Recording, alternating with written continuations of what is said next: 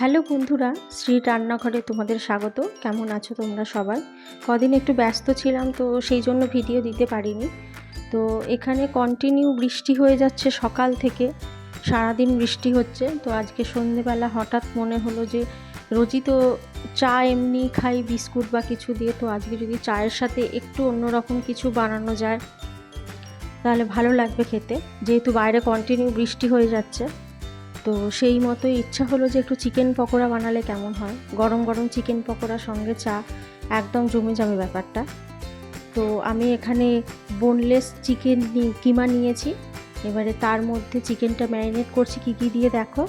নুন, হলুদ, লঙ্কার গুঁড়ো দিয়েছি, কাশ্মীরি লঙ্কার গুঁড়ো কালারের জন্য দিয়েছি, গোলমরিচ গুঁড়ো দিয়েছি, পরিমাণ মতো কর্নফ্লাওয়ার, আর আদা, রসুন, কাঁচা লঙ্কা আর ধনেপাতার একটা পেস্ট দিয়েছি একটা ডিম দিয়ে, আর একটু সামান্য ভিনিগার দিয়েছি। দিয়ে ভালো করে চিকেনটা ম্যারিনেট করে 1 ঘন্টার জন্য একটু রেস্টে রেখে দেবো। একটু বেশি টাইম রাখলে, যত বেশি টাইম রাখা যাবে তত ভালো আর কি। চিকেন পকোড়াটা ভিতর থেকে সফট হবে আর বাইরে থেকেও ক্রিস্পি হবে, ভালো লাগবে খেতে। তো আমার হাতে যথেষ্ট টাইম ছিল, তো সেই মতোই আমি রেখেছি। আর যদি টাইম না থাকে একান্তই, তাহলে মিনিমাম আধ ঘন্টা ম্যারিনেট করে রাখতেই হবে।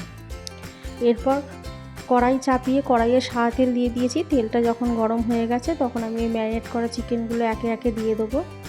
দিয়ে এবার একটু টাইম নিয়ে ভাজতে হবে, বিশেষ করে মিডিয়াম আঁচে। হাই ফ্লেমে একদমই ভাজা যাবে না, তাতে করে কি হবে, চিকেনগুলো ঠিক মতো ভালো করে ভাজা হবে না আর পুড়ে যাওয়ার সম্ভাবনা আছে। তো একটু টাইম নিয়ে আমি লো টু মিডিয়াম ফ্লেমে ভালো করে চিকেনগুলো একটু সময় নিয়ে ভেজে নিচ্ছি। তো আমার প্রায় হয়েই এসেছে।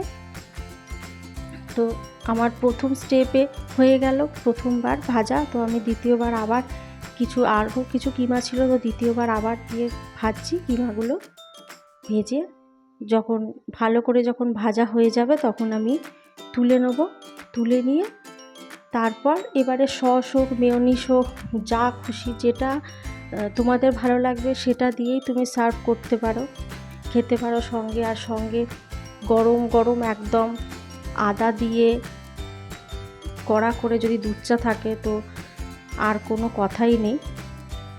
তো আমার চিকেন পকোড়াগুলো একদমই ভাজা হয়ে গেছে।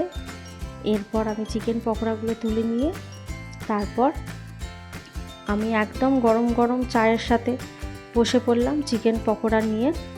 তো তোমাদের কেমন লাগলো রেসিপিটা জানিও। আর খুবই কম সময়ে, একদম কম ইনগ্রিডিয়েন্টসে দুর্দান্ত স্বাদের চিকেন পকোড়া।